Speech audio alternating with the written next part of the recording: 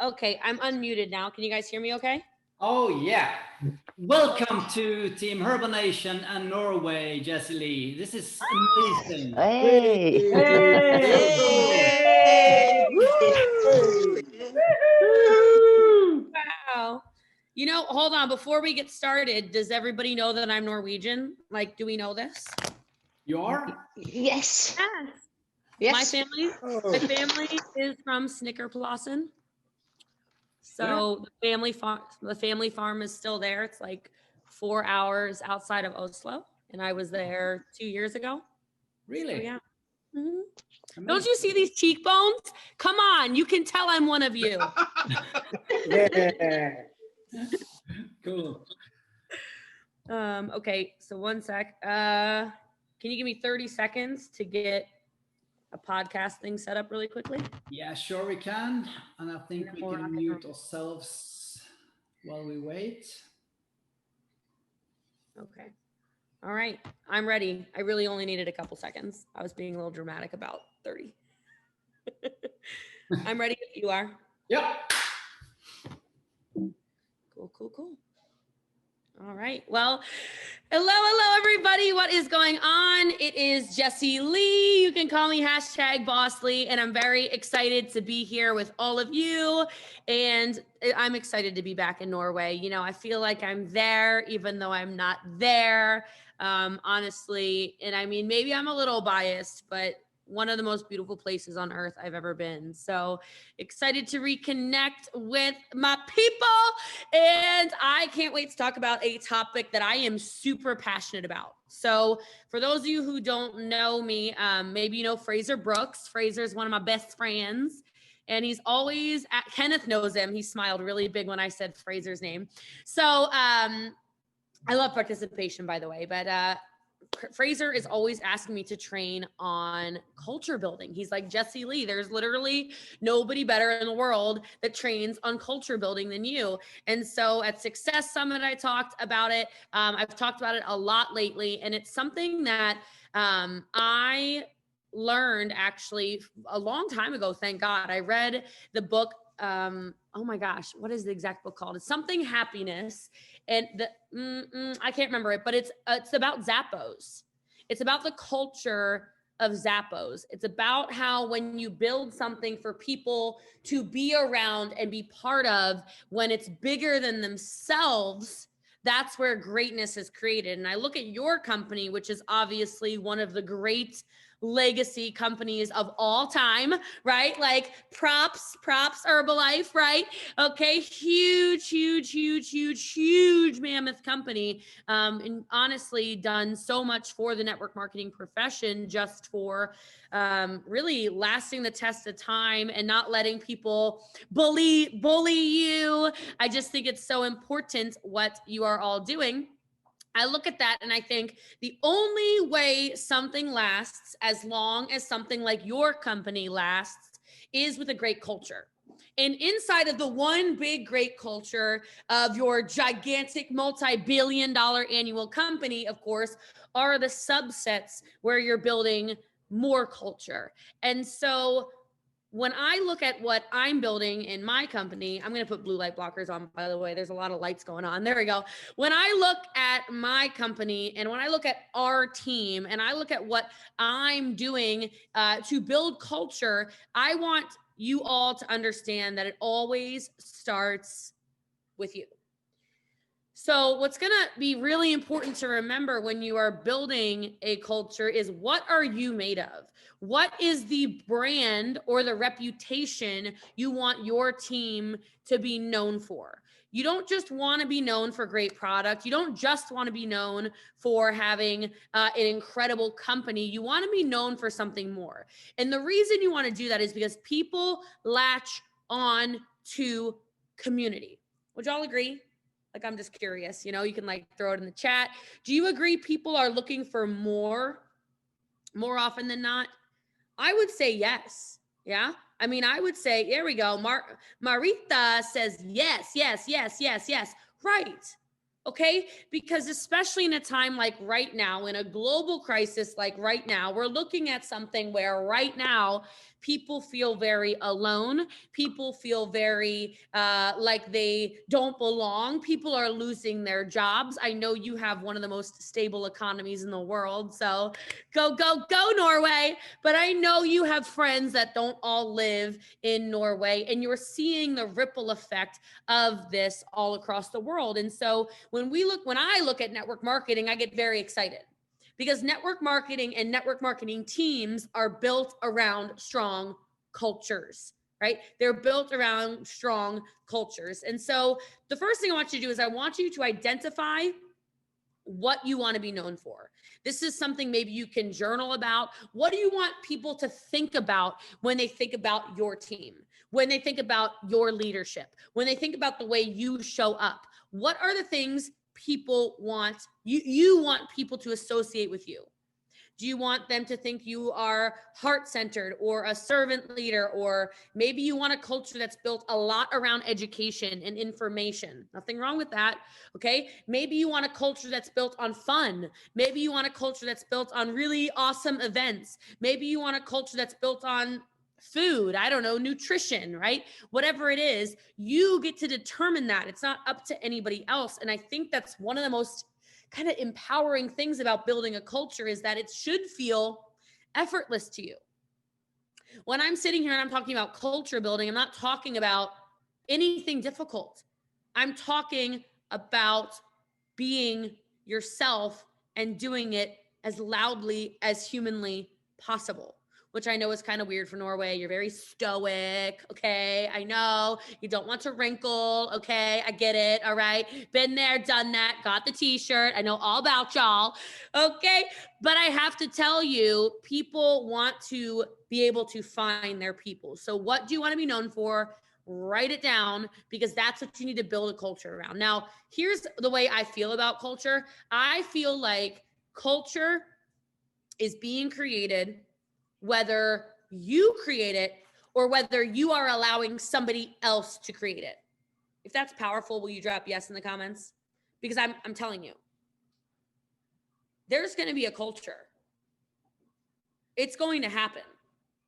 We can all agree, right? But do you want it to be a culture that's completely opposite of everything that you believe to be right, Sven or Maren or Helena? Like, it's up to you. Somebody else will come in there and say, well, if they're not going to lead, then I'm going to lead. Here's what we're going to do. We're going to start putting on events. We're going to start doing Zoom calls on Friday nights. We're going to start doing this. We're going to dress like this. We're going to walk like this. We're going to talk like this. We're going to have these slogans. We're all going to do this. It's going to be created regardless. So if I can suggest anything to you, it's I want you to put your DNA into it. I want you to decide what you want your team to look like, what you want your business to look like. Because otherwise, here's what happens. Maybe some of you have experienced this in your past, but then you'll end up having animosity, right? Then you'll have animosity around your business because you'll go, I can't stand it. I got to bring new people in or something. These people are crazy. I can't tolerate these people. They are so negative. They are so toxic. They don't show up to anything. They are always running around yelling at people, and that is not what I want. Well, if that's not what you want, then from day one, you set the culture, you set the tone, you allow what you want to allow. So ask yourself, what are you allowing? And then you get to culture correct. I had an example just yesterday that I was culture correcting. Just yesterday. And guess what? It was a bunch of Europeans. Oh my, pish posh, just different cultures, right? Different cultures. I will tell you, the Norwegian culture is very different than the Swedish culture. I will tell you, the Dutch, their culture is a little different than your culture, wouldn't you say? Wow. Okay. I would say the Germans' culture is a little bit different than the Italian culture. I would say the British culture is a little bit different than the Finnish culture. It's all very different. And so I got on this call because we needed a culture correction. And I just said, hey, we're treating corporate staff like they also have unlimited paychecks. Do you know who has unlimited paychecks in Herbalife? You do. You do. Right? I know I'm not in Herbalife, but you know what I mean. I'm trying to make it for you. You're my new friends. Okay. You're the ones who get to write your paychecks. That corporate staff that sits in their offices and make, $30, $40, $50,000 a year, they don't get to make $1 million a year. They don't ever get the opportunity to make 6 figures a year. They got to call the government for us and all these boring phone calls. I was like, whoa, the way we are speaking about people that are working in a corporate office is a little bit different than the culture we want on our team. And if you've set the culture, does this make sense? This makes sense to everybody. If you set the culture from day one, you can course correct very easily. Every piece of drama was fixed in a 30-minute call.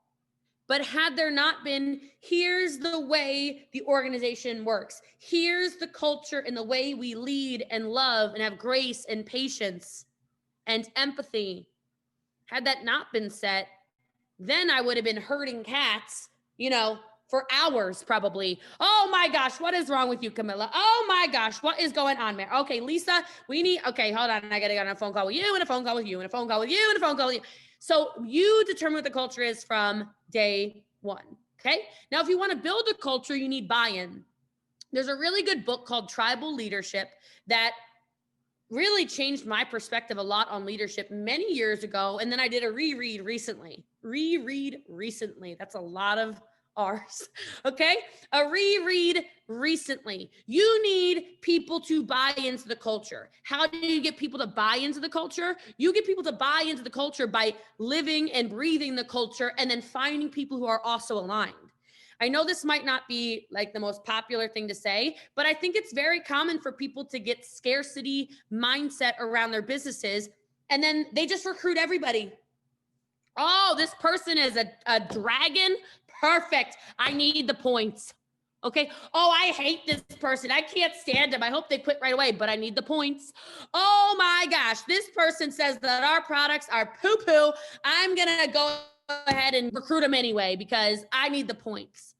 And so I encourage you to understand the long-term effects of protecting what you have, of protecting your culture, of learning to say no, because no is a complete sentence. Who's the author of Tribal Leadership? Give me a second. I'll Google it. Tribal Leadership author. I'll get that for you. Give me one more second. Hold on. Maybe it's Dave Logan. Let me see images and see if it pops up. Yeah, Dave Logan, John King are the authors of Tribal Leadership. Awesome. So how do you do that though? You for a lack of a better word, eat lunch with others. Find out what people want in your business. Find out what attracted people to you to begin with. And something I love is go ahead and write down the core values of what you want in a team. Write down the core principles that you will follow no matter what as a team, and then protect it at all costs. It's not ostracizing somebody if somebody's gone totally off the rails and you're like, holy moly, what is going on? To say, hey, we need to have a conversation. This is just not culturally aligned with what we do here. That's okay. That's okay. All right. Now, I will tell you, you can build culture off of authenticity, off of integrity, off of transparency. And culture in general, it is really, like I said, your brand. It is your reputation. It is what do people think about when they think about you.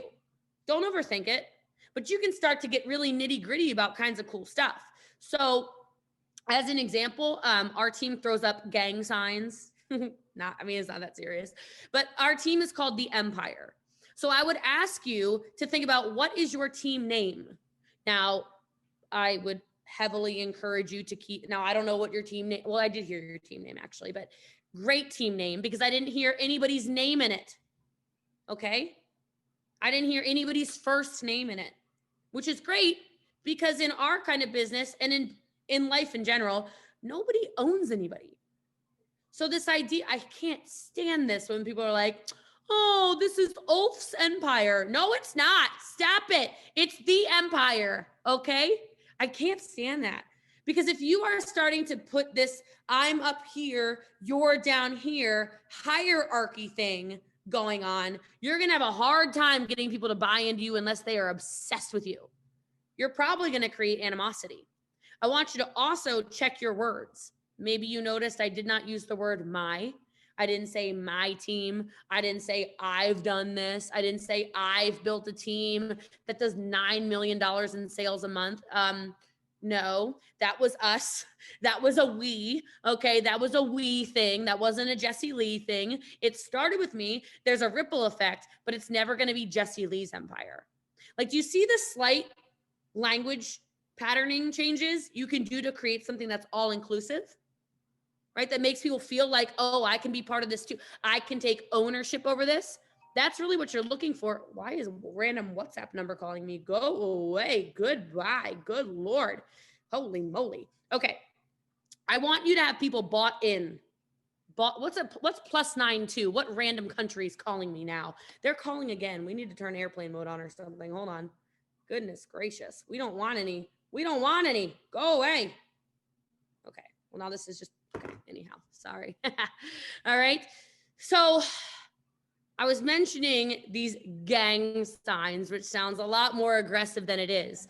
But if you are going to create this overarching thing that people want to be part of, well, then I want you to think of images people can connect with. So for me, if it's the empire, I knew people would think about crowns. I knew people would think about royalty. I knew people would think about, kings and queens. So we literally throw up a gang sign. It looks like a crown. So in our photos, we also have a slogan where we say crowns up. So we'll take normal smiling photos and then somebody will scream the team slogan, crowns up. And then we all do it. I mean, imagine if all of a sudden 1,000 people all in a group did the same thing because we're all bought into the same thing. Like, look at your smiles. It just sounds cool, right? You're like, that sounds really cool. So I'm not saying you need to throw up, whatever, but I'm just telling you, when you're thinking of what can bring people together, what is it? Something we do a lot of is we have a culture of excellency. We have a culture of a core rank. Now, I don't know your ranks, in all fairness, okay? I don't know what your core rank is called. Core rank is usually a rank that, with a little bit of work, with a little bit of extra effort, okay? With a little bit of, you got to do some work, but it's not impossible, okay? People can hit it.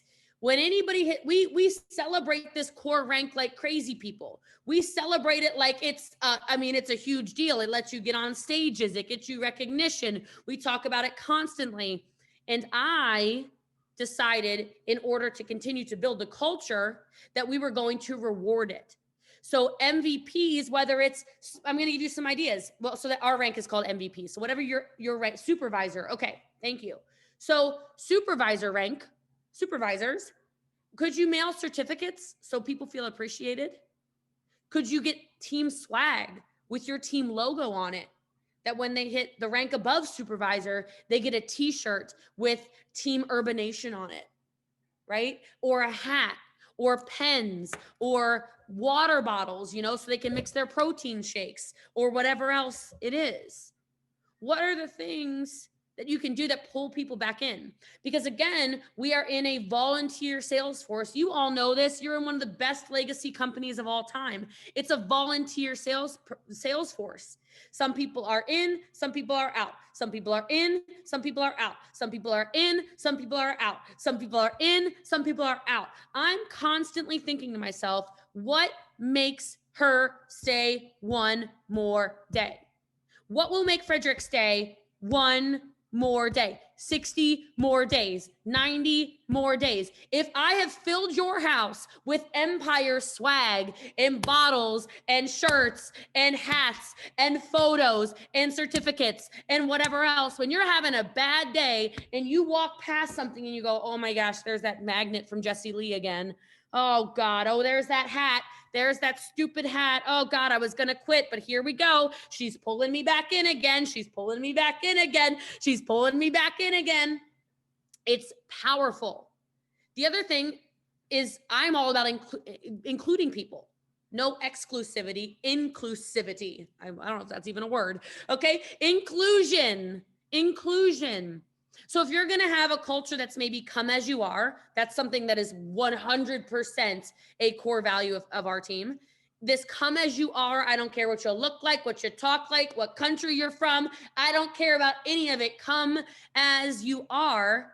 Well, then you've got to make people feel like they're at home. So for me, maybe that's rank chats, right? People that are pushing for supervisor or other promotions. Okay, get them all together. This is not old school network marketing anymore of 1975 when don't you cross line, don't you do it. If I find out you're talking to him, then we're going to, that doesn't work anymore. Get them together. Get them to work as a team. Get them to create friendships, because there are people on your team who have left only because they felt alone. Only because they felt alone. But what if they found a cross line that became their best friend, that was at every Zoom call with them, that was an accountability partner, that was like, hey, where you been? Where you been? You're supposed to be on this call. We are friends. You get on this call. Friends don't let friends fail. Right? What if it became that family mentality where everybody was part of it? And then whenever events open up again, it's like, you better get your ticket. You better get your ticket, girl. I got to see you. I got to hug you. I need to see you again. I haven't seen you in so long. Because when you do that and people buy into the overall environment, then you have that tribal leadership. Then you have that place where everybody fits. Then you have that place where we're not talking about attrition. We're talking about retention. People will talk about your team like, oh my gosh, have you seen that team? People join and they never leave. Well, right, because if I've basically made your entire wardrobe, it's difficult to leave. You're going to have to go shopping and buy all new shirts and pants and hats and everything. Oh my gosh, right? So I just really want you to think about that, because so it really comes down to those core values. That's what I need you to maybe journal on tonight. That's what I need you to think about before you go to bed tonight. I need you to think about, what do you want to be known for? And then I need you to show it. I need you to show it on, you probably hate it. I know, Norway, you don't like it. Live video. Okay, you need to show it on live video. You need to show it in posts. You need the TikTok. Some of you, my goodness, I just want to see a TikTok in Norwegian. Let's go, right? Some of you need to show it more on Instagram, because as soon as you start showing people who you are as leaders and as a culture, people will join you just to be part of the culture. You will have people that have been with something for a decade say, I've never seen anything like that. I don't care. I need to be part of that culture. I need to be part of that culture. That's a winning culture. That's a winning culture. That's a winning culture. That's a winning culture. So I want you to think about that. I want you to think about the ways you can show people what you have without being super direct about what is it you have. And that really is culture. That's the magic of all of this. And the great part of this is, it might have sounded a little complicated, but I got to tell you, it's not, as long as you remember that culture is built off of exactly who you actually are. And so I encourage you to show up as who you actually are, and do it louder and louder and louder and louder, so that the people who are culturally aligned with you, Therese, can find you. Okay? So I love you and I appreciate you so much. Thank you for having me in Norway tonight. I hope you got value. And I know it's weird to say I love you in Norway. You save that for your spouses. I know. But there are people in the world that hate people for no reason. So I will choose to love you for no reason. And as we hopefully get to know one another, we can find a million reasons to actually love one another. So God bless all of you. I hope to talk to you soon. Thanks for having me. Thank you very much, Jessie Lee. We totally love it. Well, I love it too. I'll talk to you guys soon, I hope. Good night. Good night.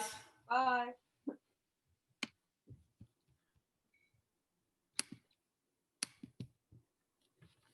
Ooh, wow. Ok?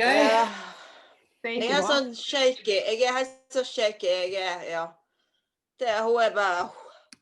Den damen bare helt amazing. Den 25 minutter gått så fort. Det helt sinnssykt. Ja, jeg har ikke Jeg håper alle fikk utbytte av denne kvelden her med. Nei, det var helt utrolig.